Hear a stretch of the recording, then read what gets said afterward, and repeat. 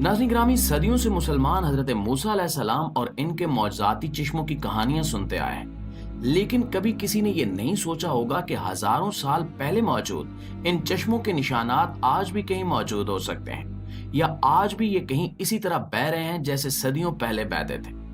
कुरान पाक में जहां हजरत मूसा अलैहिस्सलाम के मौजज़ात का जिक्र है, जिसमें उन 12 चश्मों का किस्सा भी बयान हुआ है, वहीं पर ये निशानियां भी बताई गई हैं कि हजरत मूसा अलैहिस्सलाम उस वक्त दुनिया के किस हिस्से में मौजूद थे।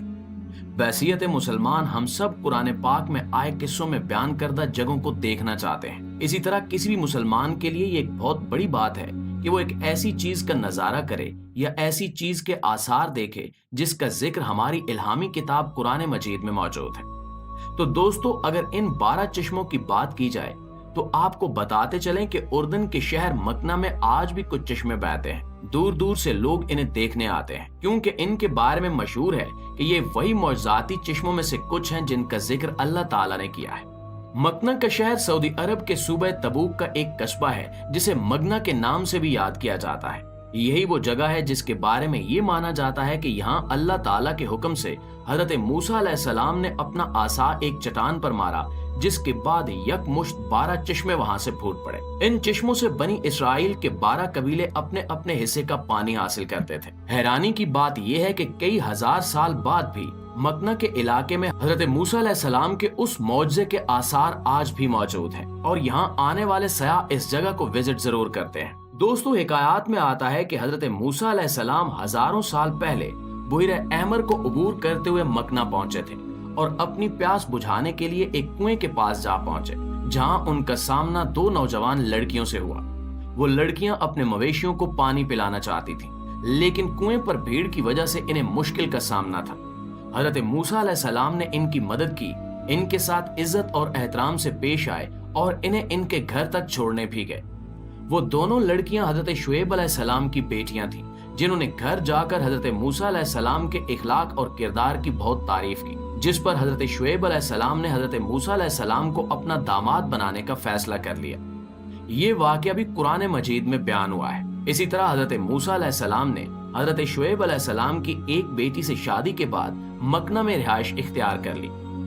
आप अलैहिस्सलाम अपनी बीवी और ससुर के साथ 1 दहाई तक वहां रहे और बाद में जब हजरत मूसा अलैहिस्सलाम ने बनी इसराइल को मिस्र से निकाला तो कहा जाता है कि वो बुहर अहमर के रास्ते मदाइन की सरजमीन पर पहुंचे, जो मकना से सिर्फ 15 किलोमीटर शुमाल में वाक़ है।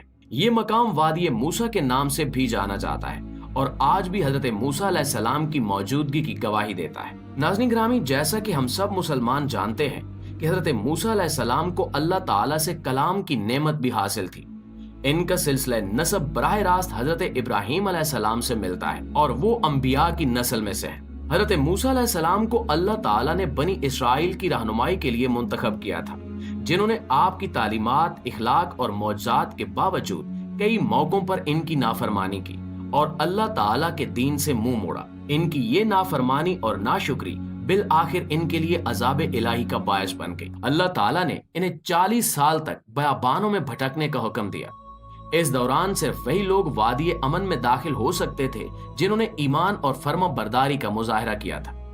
इसके बाद जब बनी इसराइल को अपनी नाफरमानी का शिद्दत से एहसास हुआ और वो भटक भटक कर थक गए, तो उन्होंने हजरत मूसा अलैहिस्सलाम से दरखास्त की कि वो अल्लाह ताला से इनके लिए माफी मांगे। कुरान पाक की सूरा अल-माइदा में आता है, और जब इन्होंने कहा कि ए मूसा, हम इसमें उस वक्त तक दाखिल नहीं होंगे जब तक वो इसके अंदर हैं, लिहाजा आप और आपका खुदा जाकर इनसे लड़ें, हम यहीं ठहरे हुए हैं। दोस्तों, ये बात उस वक्त की गई जब हजरत मूसा अलैहिस्सलाम को अल्लाह ताला ने कहा कि वो अपनी कौम बनी इसराइल को वहां ले जाएं और उस बस्ती के नाफरमान बाशिंदों के साथ जंग करें।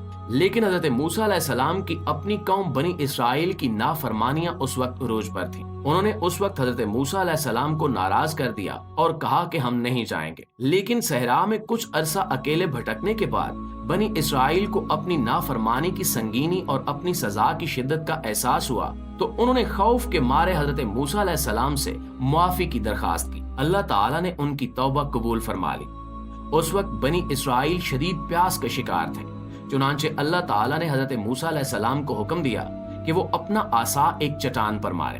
हजरत मूसा ने ऐसा ही किया और देखने वालों ने देखा कि यकमुश्त वहां से 12 चश्मे फूट पड़े। इस मौजज़ाती वाक़े का जिक्र भी सूरह बकरा में मौजूद है।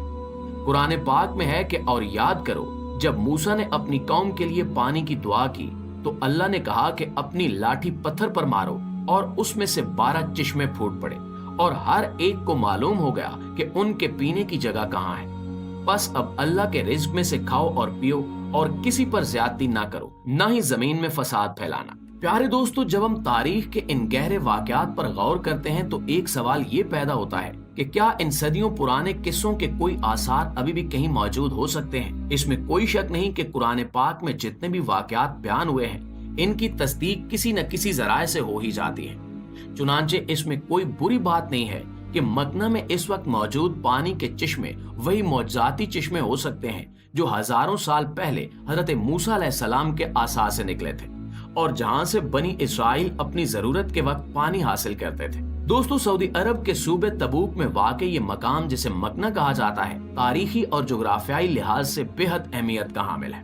बुइर अहमर के करीब होने की वजह से मक्ना को कई फायदे हासिल होते हैं। इस मकाम पर मौजूद बुइर अहमर के उस हिस्से में गहरे समंदर में बेहद हसीन समंदरी मखलूकात मौजूद हैं जिन्हें स्कूबा डाइविंग के शौकीन कई सयाह देखने के लिए जाते हैं और कुदरत के इन नजारों से लुत्फ अंदोज होते हैं। लेकिन इस मकाम की सबसे मशहूर खसूसियत इसके यही चश्मे हैं जो कि तारीखी और रूहानी अहमियत रखते हैं, क्योंकि इन्हें हजरत मूसा अलैहिस्सलाम की यादगारें समझा जाता है। अलबत्ता दिलचस्प बात यह है कि ये चश्मे तादाद में कम है, सिर्फ 6 या 7, जबकि कुरान पाक में 12 चश्मों का जिक्र है और तादाद के इस फर्क की वजह से बहुत से लोगों का कहना है कि ये वो मौजज़ाती चश्मे नहीं हैं। दूसरी जानिब कुछ लोगों का कहना है कि हजारों साल गुजरने के बाद बाकी चश्मे मादूम हो गए हैं और ये रह जाने वाले चश्मे उन्हीं 12 चश्मों का ही हिस्सा हैं जो अल्लाह की कुदरत से आज तक अमन और सुकून से बह रहे हैं।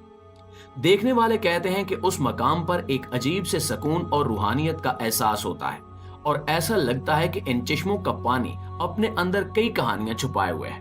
एक और बात जो इस दावे को मशकूक बनाती है कि ये वही सदियों पुराने मौजज़ाती चश्मे हैं या नहीं, वो ये है कि इस जगह को कभी भी सरकारी तौर पर ये शनाख्त नहीं दी गई, न ही हुकूमती सतह पर यह बात तस्लीम की गई है। लिहाजा ये बातें सिर्फ रिवायती तौर पर नस्ल दर नस्ल चली आ रही हैं। अगर हुकूमत खुद इस सिलसिले में तहकीक करे और साइंटिफिक रिसर्च मुकम्मल करके ये साबित किया जाए कि ये चश्मे हजारों साल पुराने ही हैं, तो मुसलमानों की तारीख में ये एक अहम इजाफा हो सकता है। लेकिन आप दोस्तों की राय इस बारे में क्या कहती है, कमेंट सेक्शन में हमारे साथ शेयर जरूर कीजिएगा। इंशाल्लाह आपसे मुलाकात होती है अगली वीडियो में। तब तक अपना और अपने प्यारों का ढेर सारा ख्याल रखिएगा। अल्लाह निगहबान।